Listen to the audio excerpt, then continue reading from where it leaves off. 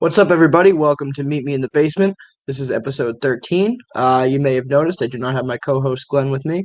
Glenn is feeling a little under the weather, so it's just gonna be your boy Donnie here tonight. Unfortunately for you guys, you got to listen to my voice. So we got a lot going on. UFC 258 is coming up this weekend. Well, we're gonna be getting into that. It's Kamaru Usman versus Gilbert Burns. Very excited for that one. It's gonna be a good fight.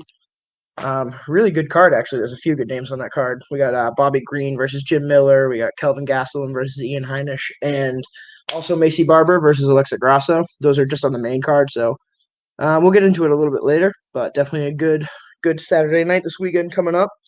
So what do I want to talk about first? Oh yeah, so we got Jeff Bezos has officially stepped down as the CEO of Amazon. So he's going to be replaced by Andy Jassy. Andy Jassy is a longtime employee of Jeff Bezos, rather. I guess he was the CEO of their cloud business, whatever that is. I guess they were very successful. So he's going to be stepping in as CEO of Amazon, and Jeff Bezos will be taking on the title of what is it? Executive chairman. He will be the executive chairman, which will give him the opportunity to kind of step back. So instead of being like at the forefront dealing with all the day-to-day problems of Amazon, he's going to be dealing more with like the strategic plan of the company, where they're going in the future. He said specifically what he wants to work on are some of his passion projects, I guess, if you can call it that. The Washington Post, which everybody knows, and Blue Origin. So I got it up on screen. Let's pull it up. Blue Origin. So Blue Origin is basically a company that Jeff Bezos founded that he wants to look to space to tap into the resources in outer space to help save our planet on Earth. So one of the things that they want to focus on is like reusing rockets, kind of similar to what SpaceX is doing with Elon Musk. What are they like? It's like launch, rinse, repeat, or something for their theme on their website. I think it's actually down here. We can scroll a little bit. Step by step. Firstly, launch, land, repeat. That's what it is. So there you go. Jeff Bezos is going to be focusing on that type of stuff, and hopefully doing some good in the world. I know we like to hate on all the millionaires, and we have plenty of reason to, but they do help launch stuff like this. I mean, without someone like Jeff Bezos with an unlimited bank account, no one's going to be looking into stuff like that. It's not going to be government funded or anything like that. We'd have to pay taxes for it. So shout out to Jeff Bezos doing big things. It's kind of weird because like the internet's making it out to be like, oh, Jeff Bezos is walking away from Amazon. I mean, not really. He still works for them. He's still the guy in charge. If anything, his position's just a little more solidified. He's even further up the chain. So that's basically what's going on with Jeff Bezos and Amazon. Figured I'd cover that. Next, we got Gina Carano. So I love Gina Carano as Cara Dune on The Mandalorian. Unfortunately, we won't be seeing her again. So I guess Disney fired her. I think Wednesday. Today's Thursday. So what? Yesterday or the day before? She had tweeted some pretty ridiculous shit. With the tweet that I have here is being a Republican today is like being Jewish in the Holocaust, which is super not true. I mean, I get what she's going for. I mean, she must feel persecuted as a right wing individual, but I mean, that's a bit of a stretch there, Gina.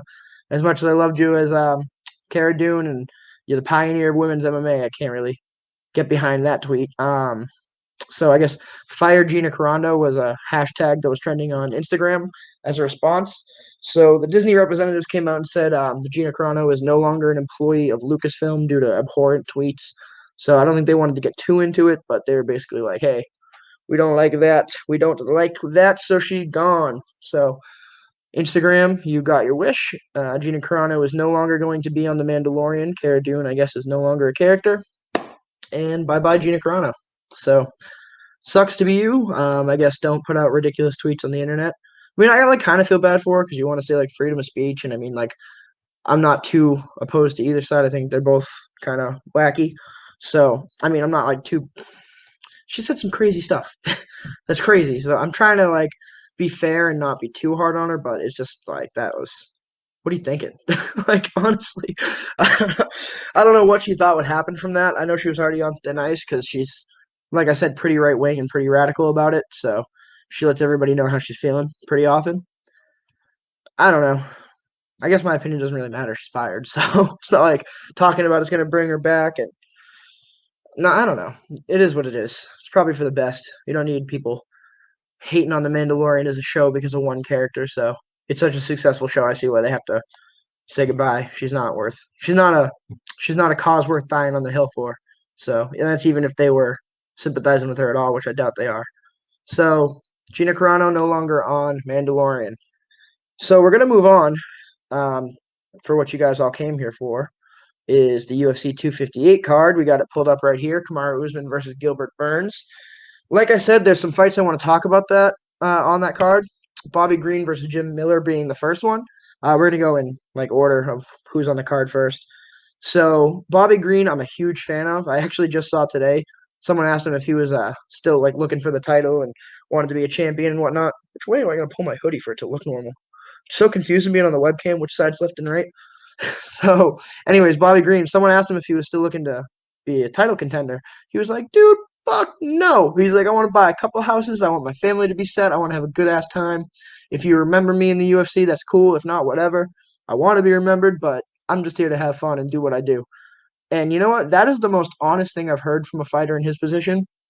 It's like Frankie Edgar could take a note from this. I love Frankie. I don't want him to retire yet. At the same time, the title's looking further and further away, so why not just go for it, you know? Just have fun. Take the fights against other veterans like Jim Miller right now. This is going to be a fun fight. Bobby Green's a fast southpaw with some excellent boxing. Jim Miller's, a veteran. He's huge. They got their records right here. So Jim Miller has the experience. I mean, they both have experience, but he does have the experience advantage there with 32, 15, and 0, where Bobby Green's 27, 11, and 1. So I mean, he's got like what 10 or something more fights. No, more than that. He's got like 15 more fights in him, which is pretty crazy. Um, Jim Miller's record's a little more mixed. I mean, they're both like what do you want to say? Like 60% fighters. They win two, lose one, win two, lose one, lose two. So whatever. I like Bobby Green's attitude. I'm picking Bobby Green to win this fight. It also helps that I'm a huge fan of the style. He's like I said, a southpaw like me. I always like watching that. He is a slight favorite in this fight. Who's got the reach? They both got 71 reach. Bobby Green's a little taller at 5'10". So I mean, if Jim Miller can get in on the legs, it's gonna be a tough fight for Bobby Green. But if Bobby Green can circle and use that straight left to keep Jim Miller backing off, maybe he's mixing some body kicks, just keep circling, and I think he could piece him up. I think he could knock out Jim Miller. I don't expect it. I think it's going to be a decision. So I think it'll be a decision. I think Bobby Green will probably sneak away 2 rounds, and Jim Miller will probably have a round in there. But ultimately, it's going to be a close fight. I think, at least. But it'll be fun, and I'm pulling for Bobby Green. I want to see that guy do well always. So hats off to them. We're going to move on to Kelvin Gastelum versus Ian Heinisch. So Gastelum's on a bit of a skid. He had the fight against Darren Till, which didn't go his way. It was kind of a slow fight. They gave the decision to Darren Till.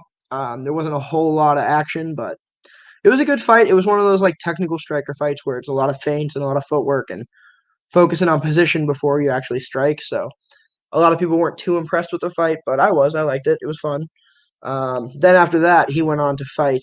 Ooh, why Jack Hermanson? I couldn't think of Jack Hermanson's name for a second. Yeah, he fought Jack Hermanson, but that fight went like 20 seconds, and Jack just dove for the legs, got the heel hook, and got the tap. So there's not much you can do with that. We didn't really get to see much from Kelvin, so who knows? So they do have Ian Heinisch as the underdog, which is definitely understandable. Where Kelvin's fought for the title, he was clearly Izzy Adesanya's toughest fight. So yeah, I want to pick Gastelum in this. I wouldn't be surprised if Ian pulls it off, but Gastelum's going to be really motivated coming off of those 2 losses. What was before that? I think he had a win between the Izzy fight and then, but I don't know. He might be on 3 losses if there wasn't a fight after the Izzy fight that he won. So I don't know. Kelvin's really got to step it up. He's been 170, 185. I'd like to see him at 170 pounds if he could just kind of up the cardio and lose some weight. Obviously, that's easier said than done.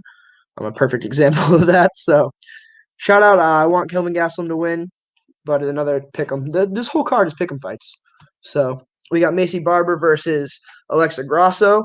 This is basically Glenn's favorite fighter versus my favorite fighter. I'm in love with Alexa Grasso, and he is with Macy Barber. So they're two badass women. It's going to be a friggin' slugfest, and definitely some grappling involved. And it looks like Alexa Grasso is the slight favorite. Does she have a reach advantage? Yeah, by 1 inch, but they're the same height, so that's not going to be too much of a difference. Let's see. So Macy Barber's only 22 years old. Jesus Christ, she's young. So, wow. Yeah, that's another good fight. Hopefully Alexa Grasso pulls it off. Either way, I'll be happy. Then we got Kamaru Usman versus Gilbert Burns, the main event. So, this fight, um, I'm going with Gilbert. I said this in the last episode. I actually have a buddy that trains with them in Florida. Well, trains with Gilbert. Kamaru Usman obviously left the camp, but he's trained with both of them in the past, and he's seen them go together. I'm not going to name names because I don't want to give away sources, but my buddy down there did say that he's picking Usman. A lot of people down there, though, are picking Gilbert that I'm hearing. A lot of insiders are picking Gilbert. So I think Gilbert's seen enough of Usman's tricks as far as like how he changes wrestling takedowns together, what transitions he goes for.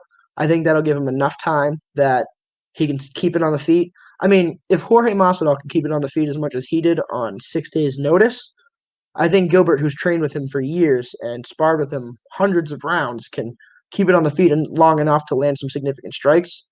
Over 25 minutes, I'm not going to want to get punched in the face by Gilbert Burns. Even a couple of times is going to be rough. So we'll see how Kamaru adjusts to it. I know Kamaru's striking has looked better and better. Obviously, he's a wrestler. It's not like striking is his game, but broke Colby's jaw. You know, he didn't look too bad then. He was a little slower, and Wonder Boy said the same thing, a little slower. But as far as the technique, it was very clean. He does a good job of keeping himself at distance. Kamaru Usman does. He also is really good at switching to southpaw for a second, getting you to go off to the right, and then stepping through in southpaw, being back in orthodox, and hitting you with the power shot. So ultimately, a good fight. Again, I'm picking Burns. Burns is the moderate underdog. I think I got a lot of the underdogs.